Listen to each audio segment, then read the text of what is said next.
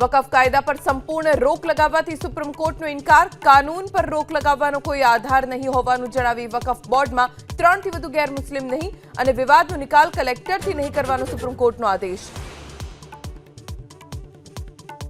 ઓગસ્ટમાં જથ્થાબંધ ફુગાવો 0.52%, 4 મહિનાની ટોચે ફુગાવો. ખાદ્ય ઉત્પાદનો, મેન્યુફેક્ચરિંગ ક્ષેત્ર, ટ્રાન્સપોર્ટ ઉપકરણોના ભાવમાં વધારાના કારણે ફુગાવો પોઝિટિવ. મુખ્યમંત્રી ભૂપેન્દ્ર પટેલની અધ્યક્ષતામાં આજે સવારે કેબિનેટની બેઠક. કચ્છ, પાટણ અને બનાસકાંઠામાં સર્જાયેલી પૂરની પરિસ્થિતિની થશે સમીક્ષા. સેવા પખવાડિયા અંતર્ગત થનારા કાર્યોને અપાશે આખરી ઓપ.